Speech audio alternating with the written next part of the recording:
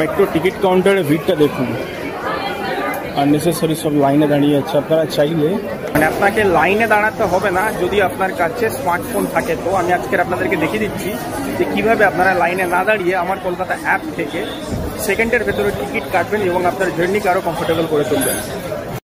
তো এটার জন্য সবার প্রথম আমাদের যেটা করতে হবে, প্লে স্টোর ওপেন করতে হবে। প্লে স্টোর ওপেন করে সার্চে গিয়ে আমাদেরকে সার্চ করতে হবে আমার কলকাতা।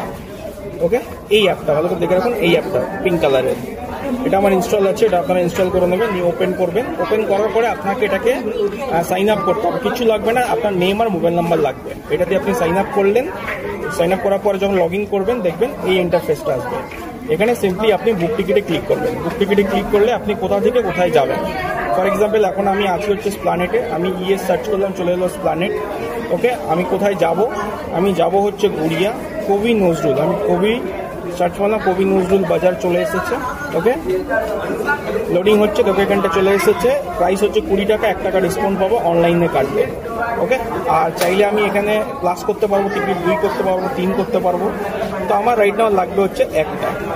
তো আমি 1 সিলেক্ট করে এখানটা নিচে আছে বুক টিকিট, এটা বুক টিকিটে ক্লিক করব।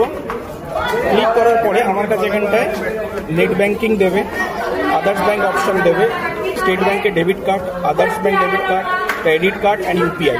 এখানে ইউপিআইতে আপনার হচ্ছে ইউপিআই আইডি আর ভিপিআই নাম্বার দিয়ে করতে হবে, ডাইরেক্ট ইউপিআই আইডিতে আপনাকে ফরওয়ার্ড করবে না।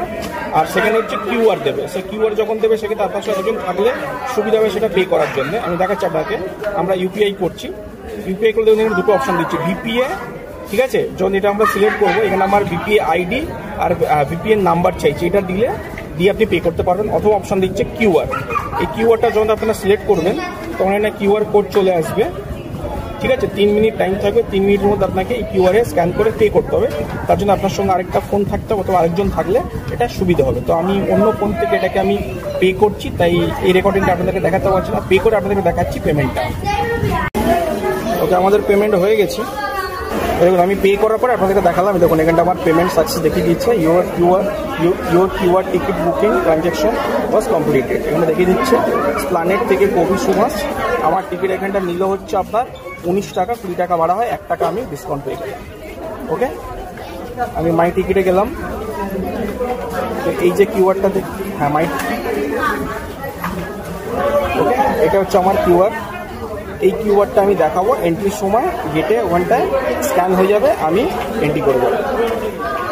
তো দেখলেন না আমার সামনে একটা বিশাল লম্বা লাইন, লোক লাইন দিয়ে টিকিট নিচ্ছে, আর আমি 20 সেকেন্ডের ভেতরে টিকিট কেটে মেট্রো স্টেশনে ঢুকে গেলাম। এটা হচ্ছে আমার কলকাতা অ্যাপ।